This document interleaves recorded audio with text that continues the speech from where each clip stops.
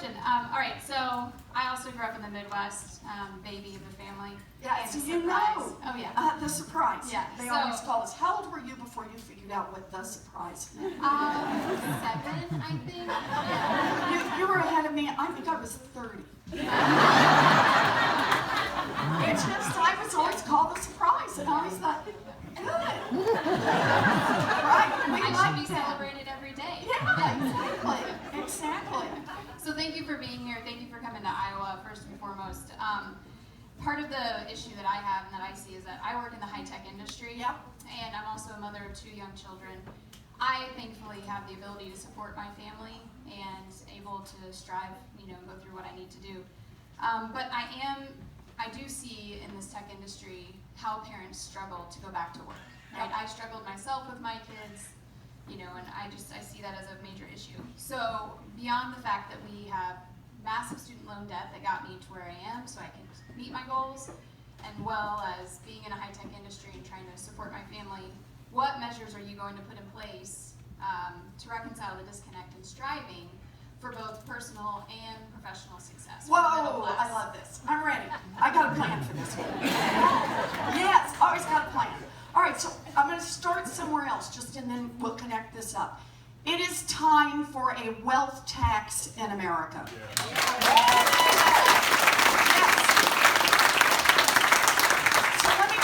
Let me talk to you just a minute about how this would work. This is on the great fortunes in this country. So it's 50 million and above. In other words, your first 50 million is free and clear. Now, I see a guy in the back. This woman is not unreasonable, okay, right? First 50 million free and clear, but on your 50 millionth and first dollar, you got to pitch in 2 cents. And 2 cents on every dollar after that. When you hit $1 billion, we're going to pitch in a few more cents, okay? That's the basic idea. By the way, anybody in here own a home, grow up in a family that owned a home? Anybody? Yeah, like pretty much all of you, right? You've been paying a wealth tax. It's just called a property tax. And you pay it year after year after year. All I'm saying that's different is for the really richest fortunes in this country, their property tax should be the real estate, but it should also include the stock portfolio, the diamonds, the Rembrandt, the yacht. That's the basic idea. Now, you may have heard there are some billionaires who don't like this plan. Some have gone on TV and cried. Others have run for president.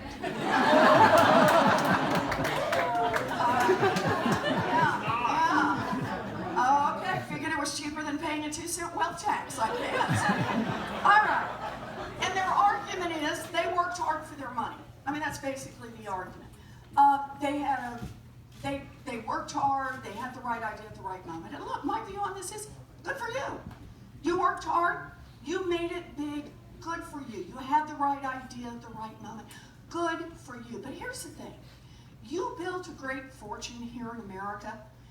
You built it at least in part using workers all of us help pay to educate. Right? You built it at least in part getting your goods to market on roads and bridges. All of us help pay to build.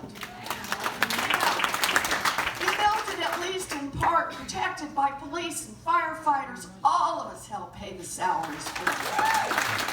And we're Americans. We are glad to do it. But all we're saying is when you make it big, I mean really big, I mean top 0.1% big, pitch in 2 cents so everybody else gets a chance to make it.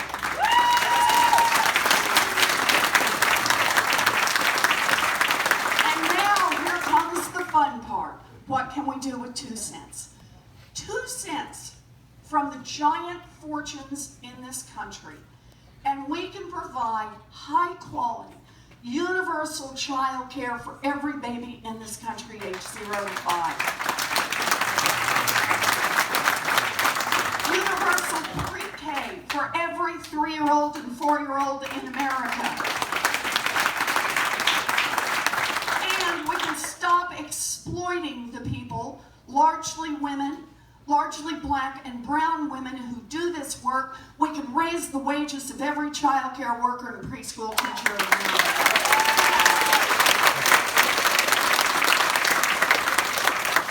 Now there's a whole lot more we can do with that same 2 cents for K-12, for college, and my personal favorite right at the end, cancel student loan debt for 43 million Americans. Just for 1 minute, I want you to focus on the implications of child care and what that means for every mama and daddy who get a chance to finish their education if their babies are born when they're still young, who have a chance to be able to go back to work, to be able to take a full-time job instead of a part-time job, who have a chance to be in the workforce. Good for the mamas, good for the babies to be in high-quality places. Think about this. The well-to-do, even if they have someone at home full-time, they're taking their babies to these early enrichment programs because they know how good they are for the babies. We make that investment in universal child care. We're investing in every mama and every daddy across this country. We're investing in every baby across this country. We're investing in every child care worker across this country. And understand this, we're investing in every town like Clarinda across this country. Because when the dollars follow the babies, the dollars don't go to the state for the state to then figure out. They go where the babies are. So if someone wants to open a second child care center or third child care center right here in town, the money will be available. You got to meet the basic standards, fire escapes and the right number of teachers and so on. But think about that. That's money down in local communities. And it says to young families, you can move to small towns. You can move to rural parts of America, and there will still be the services you need to be able to do the work you want to do. We want to have an economy that really grows, not just a stock market that grows, but an economy that grows. Then let's make this kind of investment. Because once mamas and daddies can do this work and get those paychecks, they're not having to spend that money on child care. That's money they spend at the local restaurant.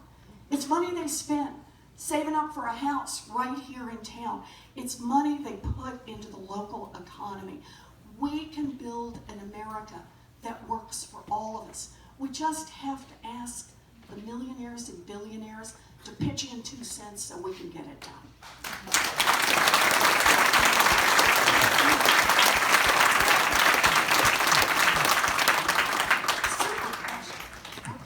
Hi.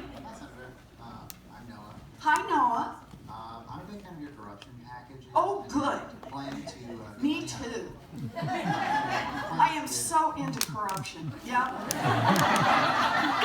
Also, your plans to get money out of politics. Yep. Assuming that these big packages might not get through the Senate in one piece, would you? Bite your tongue, Noah.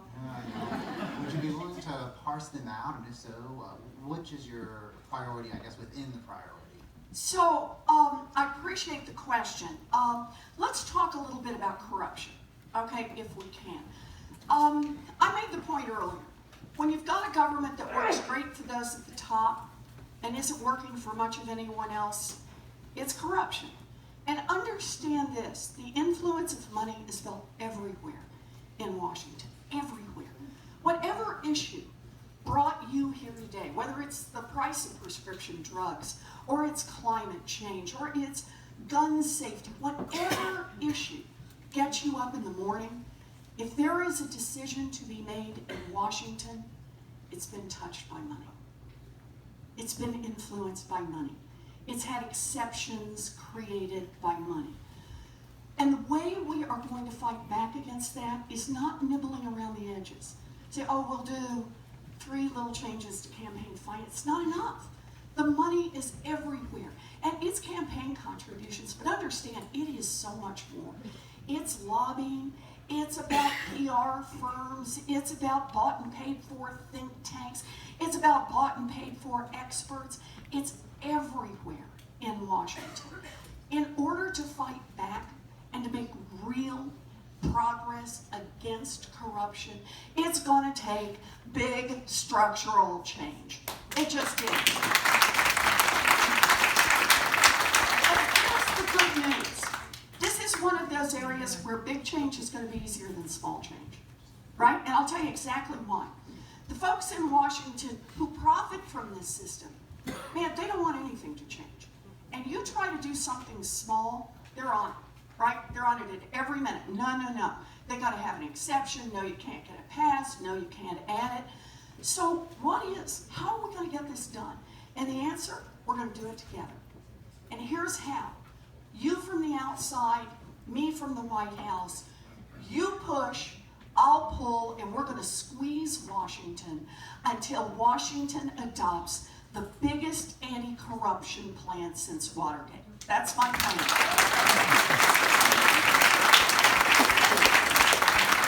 And just so you know what we're fighting for, just a taste of what's in this bill.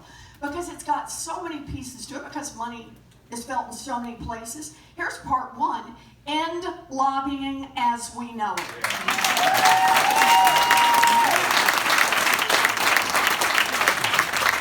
Lock the revolving door between Wall Street and Washington. Lock the revolving door between the defense industry and Washington. Lock the revolving door between the oil industry and Washington. We have a lot of work to do here on blocking these revolving doors. Here's just one more. You really want to make some change in Washington, hose out some corruption? Make it the law that anybody who wants to run for federal office has to put their tax returns online.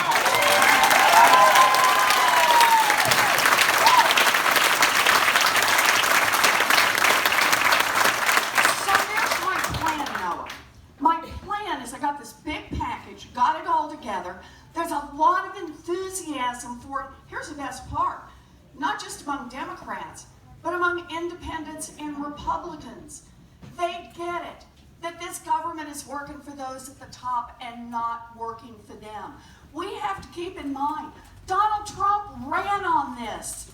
Come on, he spoke to people all across this country about how well Washington worked for those at the top. Now he turned around and lied to them. He turned around and made it all worse. He put coal lobbyists at the head of the EPA. He put somebody who doesn't believe in public education as the head of the Department of Education. But understand, Democrats and Republicans get it. Washington is working for the money. It's not working for them. So the plan is, we build this grassroots movement now. We win in November 2020, and then nobody gets to go home. We get 24 hours to celebrate. That's it. And then it's everybody back to work to push our Congress to hold them accountable. You push from the outside, I'll pull from the inside, and the first piece we're going to pass is we're going to pass the anti-corruption legislation. We're going to knock back the influence of money, and that's going to make real change possible.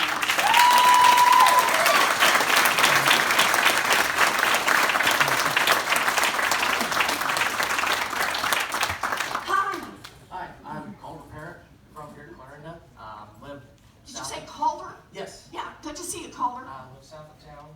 Have 3 little girls over here. Hi. I am worried about what will be done to make higher education for this next generation not a burden, but a beacon. Yes, I like how you put it. And bring back high-paying, long, sustainable jobs to rural America. Okay, I really like this plan.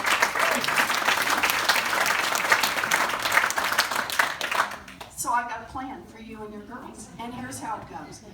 That 2-cent wealth tax that I pointed out, we can pay for universal child care for every baby in this country, age 0 to 5, universal pre-K, raise the wages of every child care worker and preschool teacher. Let me tell you what else, that same 2 cents, there's enough, it generates so much money that same 2 cents will permit us to make technical school, 2-year college, 4-year college tuition free for every one of our kids.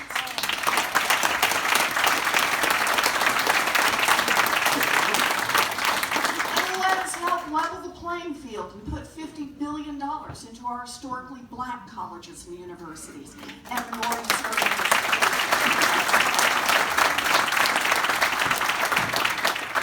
And it will let us cancel student loan debt for $43 million.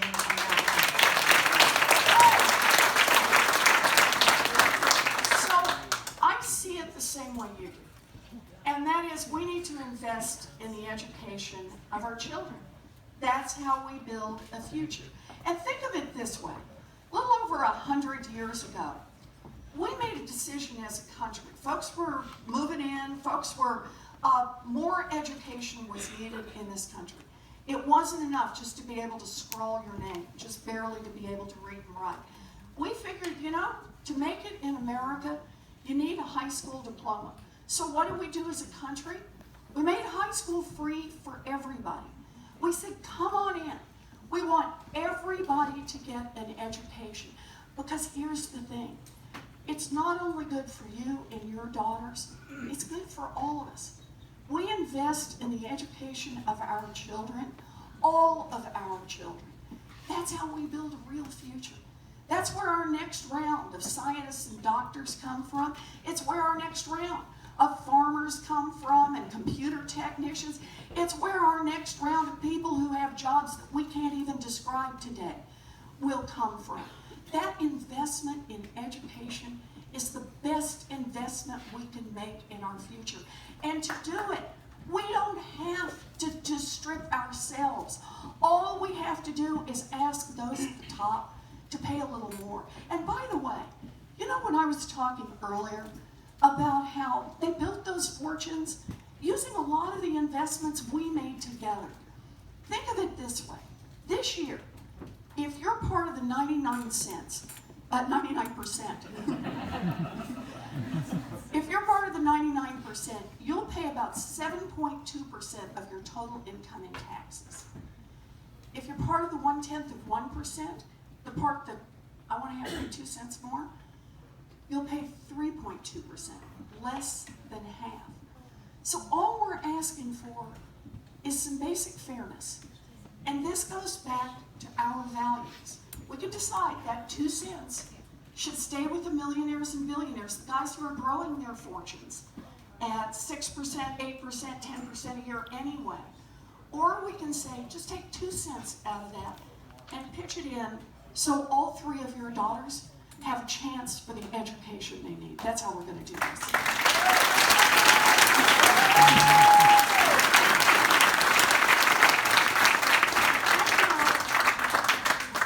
Okay, hi, come on over. Hi, I'm Aaron. My family farm is just a few miles that way. Okay. I'm from Stanton. I saw a Viking coat first. Hi, Aaron. Hi, I'm nervous. That's okay. My You're doing boss great. just told me that my heart rate rose over 120 beats per minute. Hey, look, coming here will be like your morning exercise, right? I'm going to count on you on this, Aaron. Okay, every morning you're going to get up and get in this fight. Good. I'm a new Democrat. Uh-huh. So you are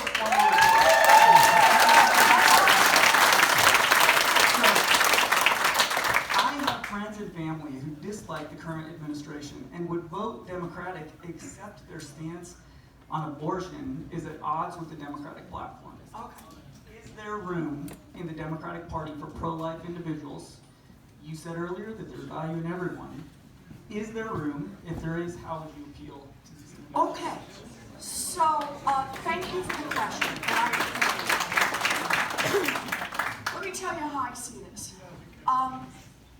I think that when a young woman makes a decision about pregnancy, that she should be able to talk to her partner, she should be able to talk to her mom, she should be able to talk to her pastor or her priest or her rabbi or her school counselor. She should be able to talk to her doctor. I believe in all of those opportunities. But The one entity I am sure should not be in the middle of that decision is our federal government. Yeah. And I want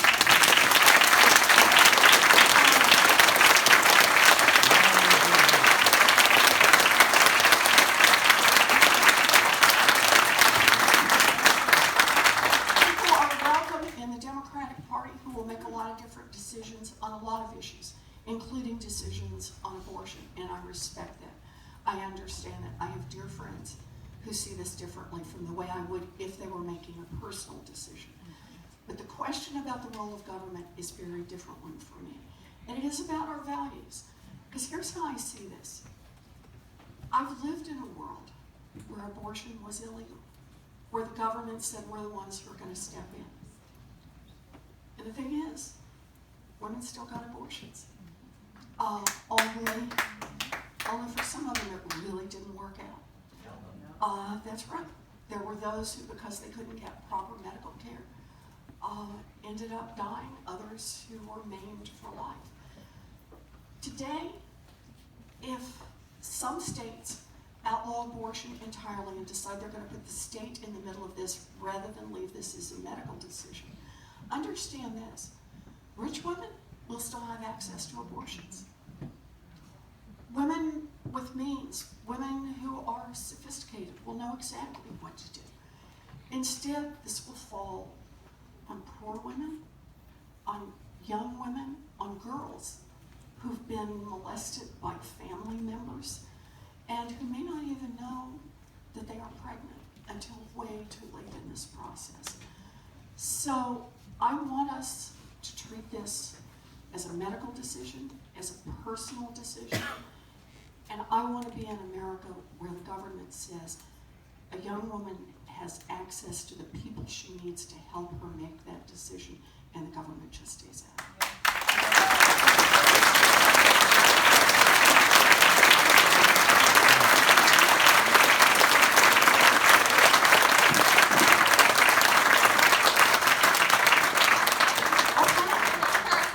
Oh, I'm ready for some more questions. We're You gonna do bet. a couple more. Okay. Okay. All right, so we're gonna pull 3 more tickets. So everyone get them out again if you carry them in your purse. Okay, now when do we start doing the stuffed animals along with the tickets? Okay, ready? We got them? Yeah. All right, so the first one is 994 8001. Got it? 994 8001. 8001. We got it. Fabulous.